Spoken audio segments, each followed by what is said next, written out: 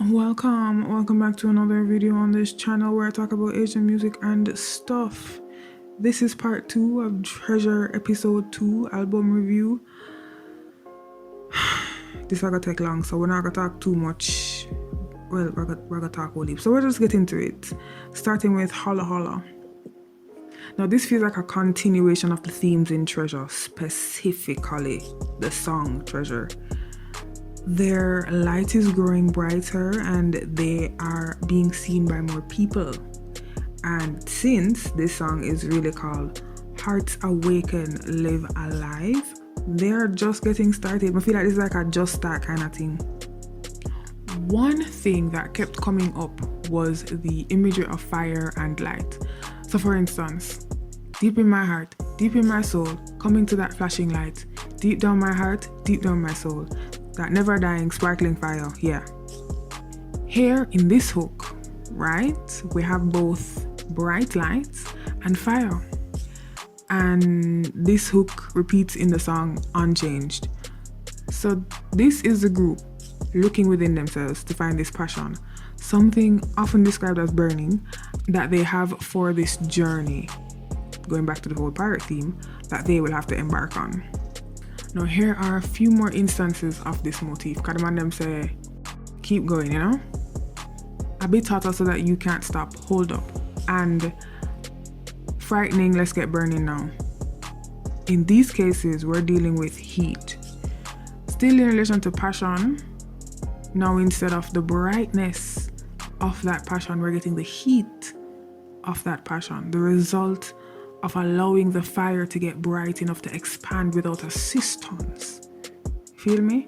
But then we also get this refrain at the end of the song. AA, we're rising sun. Hot, hot, hot, so damn hot. AA, we're rising sun. No one will refute us. No, hot, so damn hot. They're comparing themselves to the sun. They are willing to burn themselves up to be engulfed in this thing they are now so passionate about. Also, the declaration that no one will refute them, I wondered why the need to mention something like that, right? But then again, why not? People will say things to discredit the hard work of others. They do it all the time. And this is something that has happened to ATEEZ as well. So this is them already telling future haters, not just present haters, future haters, that them don't even care, don't even have an effect on the group, cause their work will speak for itself. And let me tell you, in these past 2 to 3 years, it really has. Another motif, mostly in Mingy's rap, is sound. Here's what I mean. Burst it up booming. As it starts, boom pop. Burst up that first spark. I feel like the best bopping pop. It takes me back to the part in Treasure, the song Treasure, where Mingy talks about the flashing camera lights and such. And there's another reference to light. Anyway, bursting something is very deliberate. It's a very deliberate action usually. Therefore, using the sounds as he does speaks to how strongly they believe in themselves and the power they will come to hold. Another thing of note is the whole mentioning of bursting. It shows up again here. It's gonna burst up, let's go, hurry up now. This line is said right before the chorus, the beat drop. Even the way the line is delivered, as if there is pent up energies waiting to be released. This is further compounded by the use of a bass drum sound once the chorus begins. The loud, deep, booming sounds are parallel to that release of energy compared to the relatively tamer sounds of the rest of the music.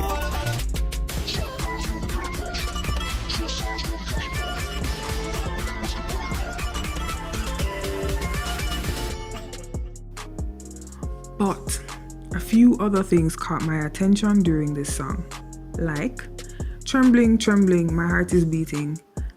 First time I felt this way, meeting a new side of me. Other than the fact that I sing that first line every time I hear this song, let alone the name ATEEZ for that matter, I've always wondered about this phrase. seeing the other two lines with that first line makes sense. He's nervous, which isn't something that should be new. So maybe the new feeling has more to do with the journey they're taking, like the nervousness for that journey. What I can't fully understand is meeting the new side of himself.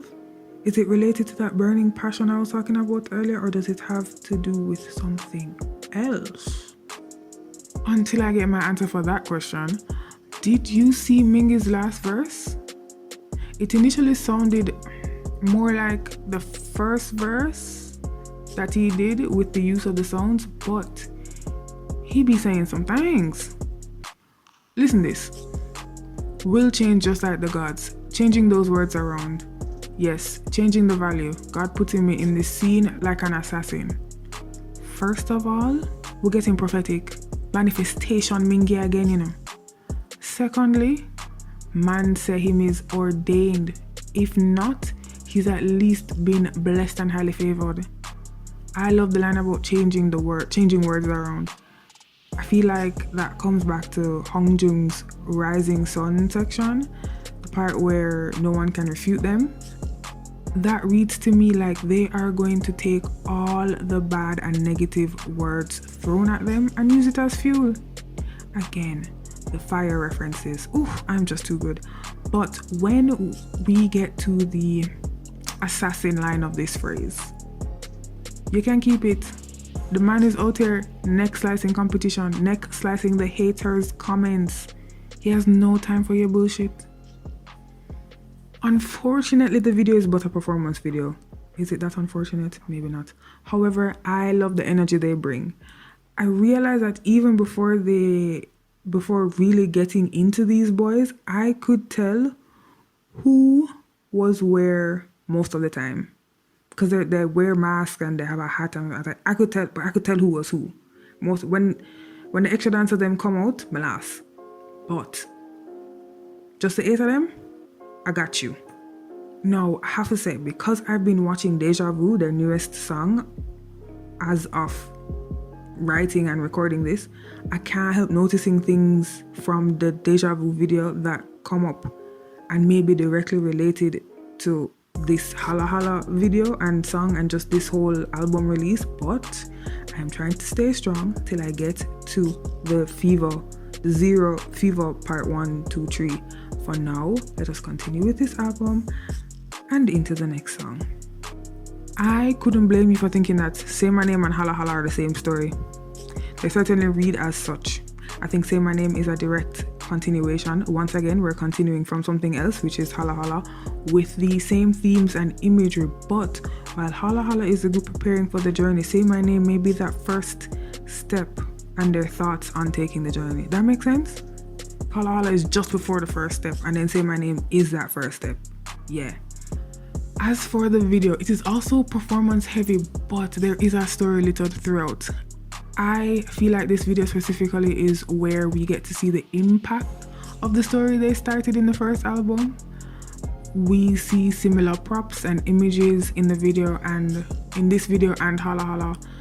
The horn with the ATEEZ flag, the HALA HALA costumes, possibly representing a version of themselves, going back to Woo Young's starting section of the last song.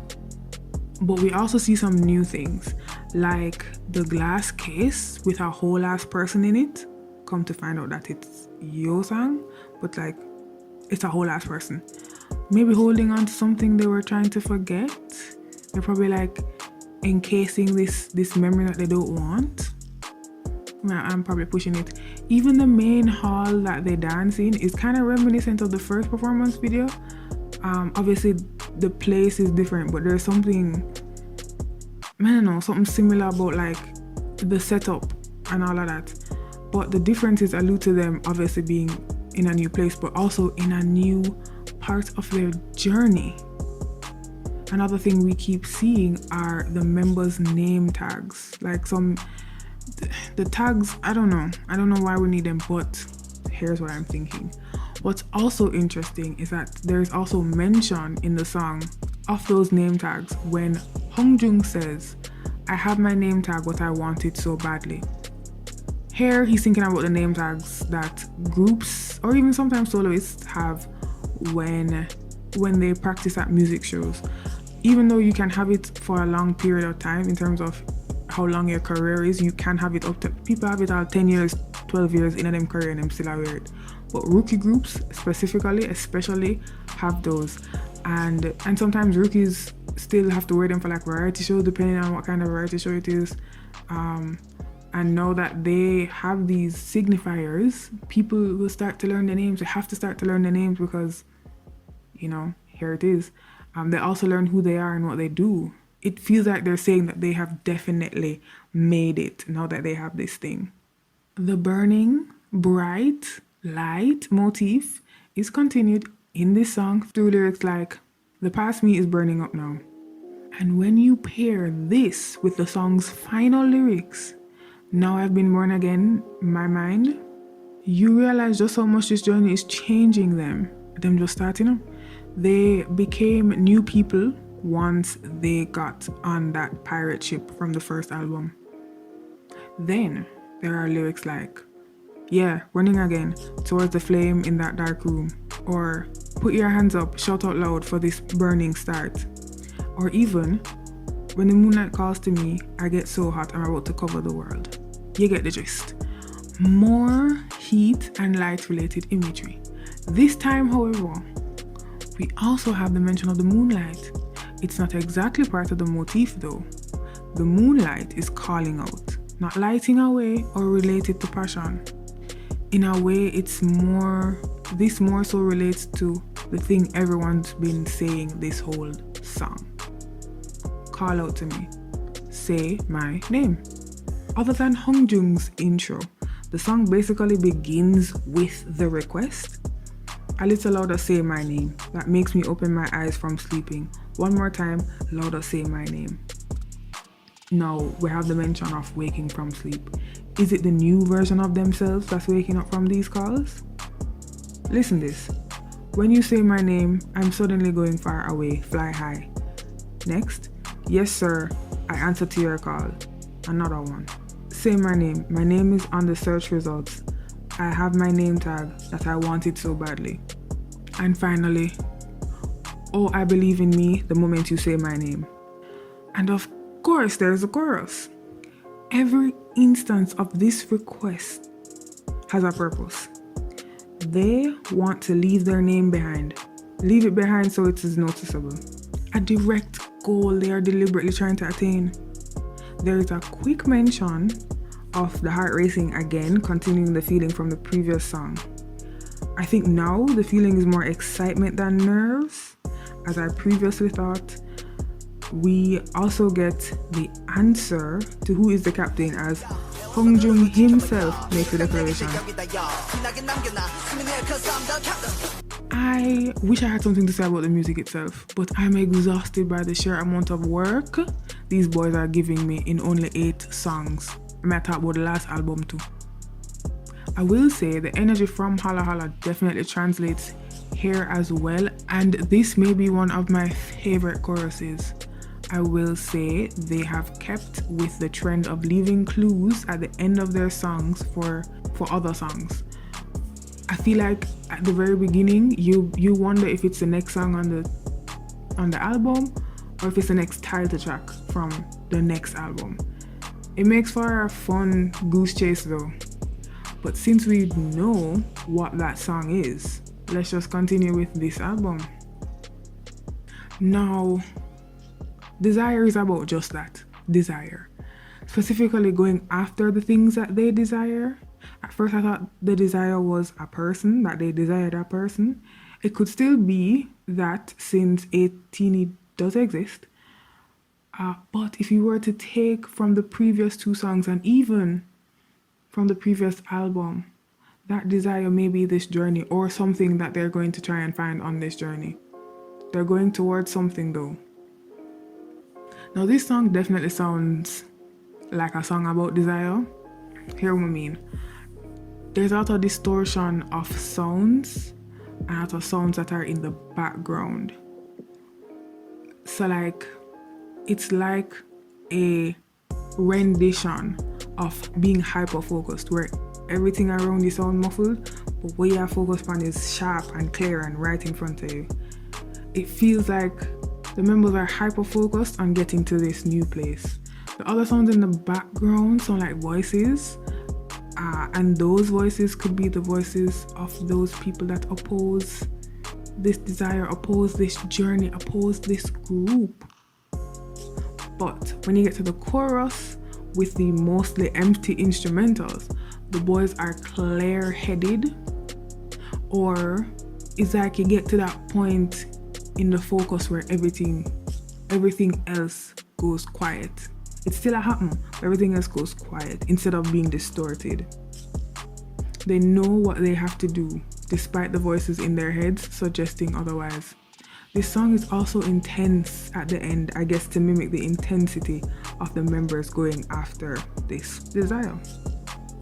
Now these boys know how to keep a motif running. Again, more fire, more light, though not as much burning. Then again, we have talks of exploding hearts, so is it that much different? Like this passage. The front of my eyes are glittering. You're like an exploding starlight. The night that will swallow my heart. Oh no. Whatever this desire is, it is bright and alluring. The fact that it will swallow up their hearts shows how strong that desire is for them. It is also blinding. Being the only thing they can see, this is also directly said in lyrics like, my eyes become blind. They are really focused on this destination and what it holds. Then we have my heart beating so fast, as if it were to explode. This is another callback to the excitement of the first two songs, but now we're worried about the heart exploding from that excitement. Would that be so bad though? They already have explosive passion anyway, and that moves right into sentiments like, the red light that lights in my heart grows, will bloom and explode, and I'll swallow that light. My glance burns suddenly. Wow. So the mention of red lights could be in line with the passion, as red represents that emotion. The light growing to explosive sizes is one thing, but they also say it will bloom, like the seeds of their future. But then swallowing that light, wanna explode on purpose? Then things calm down again with, oh, I collected the glittering memories one by one, which is not only a calm imagery, but also a happy image. It could be a happy image. The inclusion of I forgot everything, however, makes the previous statement have more of a dire possibility. I thought the lines, can't stop nobody else, can't nobody else, reminded me of the previous songs, couldn't nobody else, but instead of leaving things open for possibility through the use of couldn't, the use of can't, cannot, leaves a definitive affirmation. It's interesting that the next song is called Light, considering all the light and fire we've been subjected to for these last three songs. But yes, whole heap of light in this one. I think the song is about shining together. Definitely a fan song, especially considering how sweetly the instrumental complements these lyrics. This has such a strong R&B feel, something you used to see your parents dancing to on a Sunday afternoon after dinner. Or is that only me? Anyway, it's definitely an older R&B feel, especially the bridge. Two voices that definitely stand out for this song are Yuno and Jungwoo. Yuno surprised me with his vocals for this chorus.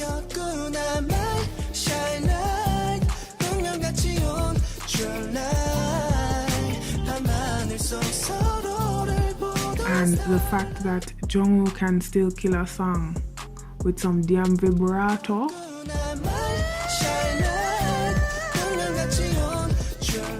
When I go through the lyrics, I can see a lot of repeated elements from all the songs, so I figured I'd only look at the chorus for this one. It was you, my shine light, came like fate, true light, looking at each other in the night sky, starlight. So we can safely say ATEEZ have become the light on their way to this desire. They are the ones lighting the way to the dreams, which makes sense when you see how much work the fans have to do to try and help their favorite groups in various polls and winning these different awards and whatever. So the rest of the chorus also says, the moment we looked at each other, the dark night is lifted, in there we shine. In that moment, in that darkness, we shine. I mean, there's nothing else to say about that. And having the chorus completely end the song, there was no extra music things, there was no ad-lib, nothing. It was just, in there we shine. Boom. Whew, now that we're on to the last song, I'm excited to see this leitmotif, how this leitmotif is gonna appear. If the last song was about ATEEZ being ATEEZ's light, this one is the reverse. Both songs feel like two parts of the same sentiment. You are my light and I'll be yours. The fan service me, I tell you. And that feeling continues with this video because it's definitely a video they did because they wanted to. Thankfully, this is another performance video. One that was done during one of their reality shows maybe. I think it was probably doing a tour because it looked like Europe somewhere. Well, it looked like many places in Europe, which was also nice. I have to say, before I get into the lyrics, that Promise is a lot like Stay. The elements used in Promise bring me back to that tropical house feel from Stay, with the song reminiscent of a paradise or feeling like you're in paradise, which makes sense when you look at how the lyrics are literally a representation of a promise. As a matter of fact, they're literally a promise that the group is making to fans. That is best explained by the following few lines. Why are you worried? We're the stars of each other. As well as the chorus, which is, no one take you down, it's our promise. No one take you down, don't worry, I'll be there, shining like a star. And finally, but I will light the light. There's gonna be a new bud. The light will cover us at this moment. Now the part where it says it's our promise, I just want to quickly note that the full sentence or the direct translation of the sentence is yours and my promise, your and my promise, something like something. English is disgusting. But like, I feel like them, because they could have just said our, there's a word for our and they could have said our. And I feel like them, one, to fit the rhythm, I get it, to fit the rhythm. However, on the other hand, secondly, I feel like it's an emphasis on who the our, who the we, who the us is. And I like that. Anyways, that's a tangent. All of these passages, though, are reminders to the fans that ATEEZ will never abandon them. In fact, they are promising to fight for their fans, with their fans, and be a voice for those that have none. I know this feels kind of like a stretch if you don't know much about the group, but even before doing this deep dive, even before really trying to get into this group, I was aware of the group's interest in political and cultural issues, especially Hong Jung's interest in it, because he does write the lyrics for the songs and stuff. So I think I'm safe in making this connection, especially with how strongly they are trying to reassure the fans. But speaking of light, the evening sun sets in the sunset glow. When the flowers bloom here, this place turns red. We get two callbacks in this section. First, the sun and the light theme is still present. We also get the red light from both the previous song and one of the songs from the previous album in relation to sunset. Secondly, the bloom of passion is back in this song as well. They're keeping the connection strong for sure. Now, one thing I keep thinking is, as this album goes on, is that San is a much better vocalist than I give him credit for. Every time I think I've heard his limit, there is at least one song where I realize I'm wrong. I can understand that there are things he isn't able to do, but some songs I think this man is giving Jungho a run for his money. In fact, I dare say they have similar voices, and in this song, for sure, I feel like I have to be listening extra careful to hear the differences in their voices. I mean, they're on the chorus together, so otherwise I'm going to mix them up. It's like when you see twins, but them only look exactly the same when they're next to each other. They're standing up next to each other. But it's voices that sound the same. Anyway, this is the album where things, I think I said that a lot, but things are changing. Things are changing, things are growing, things are morphing time in this album. The previous album was them confirming that this was the path that they wanted to take together, and I'm just like, as I go along, I'm figuring out different things. So if I say something from the last album here and so on and so forth, I'm figuring things out, you know. This one is them kind of on that first steps of the journey. And with the release of Zero, Fever Part 3, I grew curiouser and curiouser about the things that happen on this journey to get to where we are now, because I'm seeing some fan theories about Fever Part 3, and I just can't wait. And since I can't wait, I'm gonna hurry up and finish this video so that I can get to the rest of them. But thank you for watching till the end. You know the usual, subscribe, like, hail me in the comments if you really want to support me a little bit more. Link to my coffee page, buy me a coffee now. After that, see you in another video, little more.